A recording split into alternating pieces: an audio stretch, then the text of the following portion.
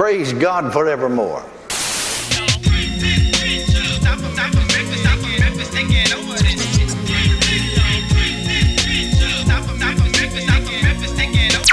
What are some of the most profitable industries you can think of? Probably being a military industrial contractor in the United States, but the ones I'm talking about probably wouldn't be the first ones to come to mind. These being weight loss and religion. The weight loss market in the US alone has an estimated value of $90 billion. And in the US alone, Christian churches bring in roughly $74 billion a year. And something you can sadly say about both of these industries is that they have predatory aspects. When it comes to weight loss, people often seek the help of weight loss gurus at their most emotionally vulnerable states. The word of the guru becomes that of law to those following them. They have the answers in their words, and they can save you. You just have to listen to them and buy their program. It's almost a religious level of rhetoric. Give money to the institute that's here to save you and do good. So naturally, it's only a matter of time until someone figured out a way to combine them and create a cult of religious dieting. The 1980s, America is in the full swing of its first fitness and weight loss craze. Buff movie stars like Sylvester Stallone and Arnold Schwarzenegger were sending men to the weight rooms. Jane Fonda is getting women moving at home through her workout videotape courses. But before one could get ripped, one would have to lose weight. Enter dieting fads. Like all good crazes, charlatans quickly saw an opportunity to make money, selling these fad diets. Only eat spinach or cut out all fat.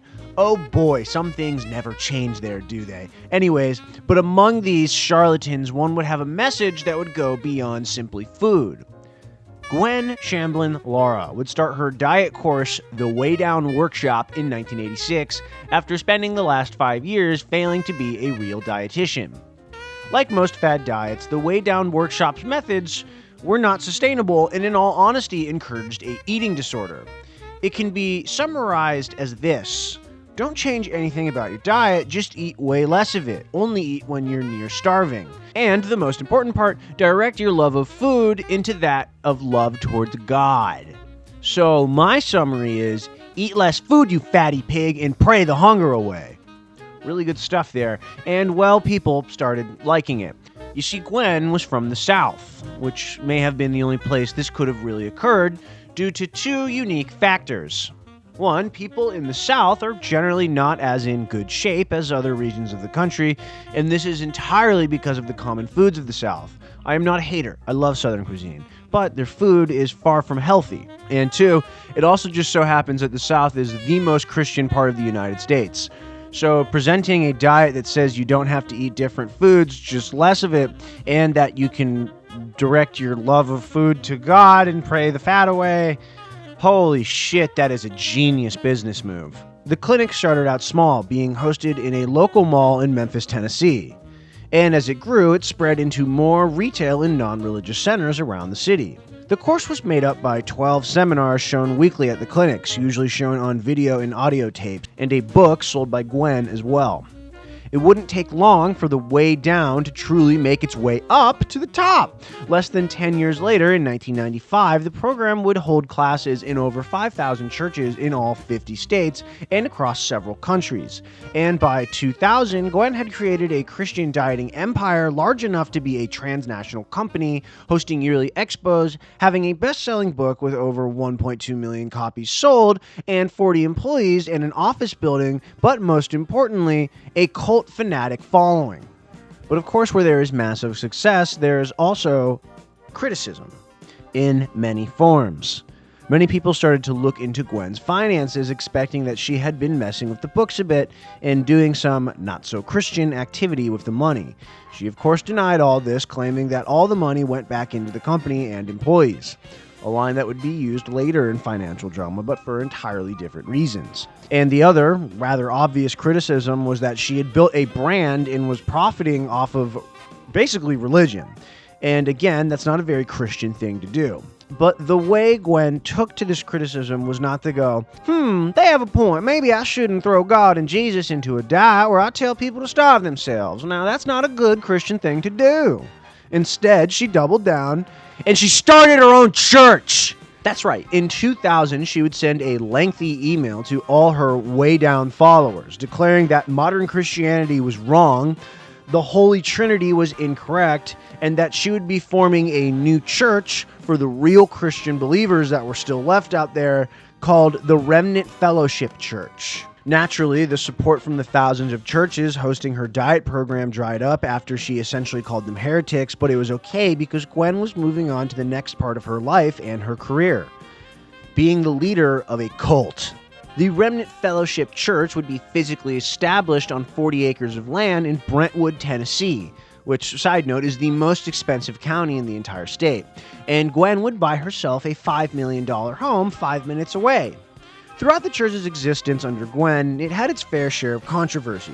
To start, there were more dirty business practices, what a shocker, and somewhat illegally had an umbrella of companies that ran under the religious tax exemption of the church, ranging from a wedding planning service to contractors to, of course, weight loss material. All of these businesses brought in large sums of money to the church. And I say this with air quotes because, of course, Gwen was pocketing this and all the other money donated by the members. Most notably, the FBI would investigate and even raid the church after the death of a child whose family were avid members of the church. The family had, little graphic content here, beat their son to death. And as the FBI would find out, Gwen and her clergy were promoting the beating of children to keep them behaving. In summary, with a quote from her saying, "If you haven't spanked your child, it's not because you love them. It's because you love yourself too much," and that God intended parents to hit their children. There would be no prosecution against the church for the crimes, but in her classic fashion, Gwen did not apologize or even make a statement about child abuse in this circumstance. Instead, she doubled down, claiming the family was innocent, paying for all their legal fees, and creating a website to clear their name. But this would be far from their only controversy.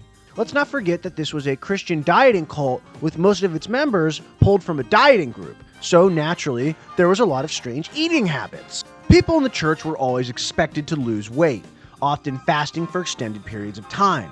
Gwen had created a parish filled with quote-unquote skinny, beautiful, picture-perfect followers because, in her own words, you gotta look slim and good for Zion.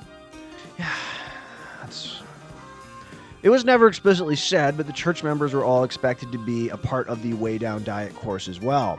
And of course, there was no waived membership for them. They all had to pay $20 a month or $250 a year to be a part of the streaming service to watch videos of their beloved leader tell them about how to lose weight by starving themselves. Members of the church were also expected to report every detail of their life, from what they ate to purchases they made. Gwen needed to know what everyone was doing, which is a common tactic in cults as a means to maintain power. Her last extreme stunt would occur in 2018 after she suddenly decided divorce was okay after advocating against it for almost 2 decades, leaving her husband of 20 years to marry her new sweetheart, Joe Lara, a washed-up TV actor from the 80s who played Tarzan. Ha ha ha. But tragically, Gwen would perish with Tarzan when their private jet crashed on the way to a Trump rally in 2018. Don't worry, though, her final controversy came from beyond the grave. All of the near 20 years in charge of her cult, she claimed to have never taken any of the money from the church, saying it always went back into the church when they got it. Kind of like what she said about her business earlier, remember? Well, when she died, the church had no money. It was all under her name, and of course, she left none of it to the church in her will. Cults come in all shapes and sizes, just like people. I don't think Glenn would agree with me there, though. Whether it be aliens or a diet cult, when it comes down to it, a cult is still a cult. And in this case, the cult leader was a particularly bad one, and thankfully, she looked evil too. I don't know what it is about the United States that makes people so susceptible to cults here, but we sure do have a lot of them.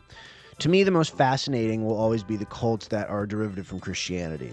But a theme I see with many Christian cults is that it will always be combined with another factor.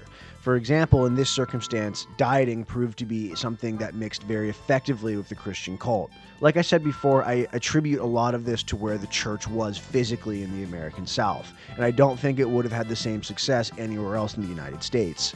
but more importantly, it shows the religious aspects of an industry like dieting and how it affects people involved in it. Well, anyways, I'm gonna go eat some fucking slop. Bye-bye!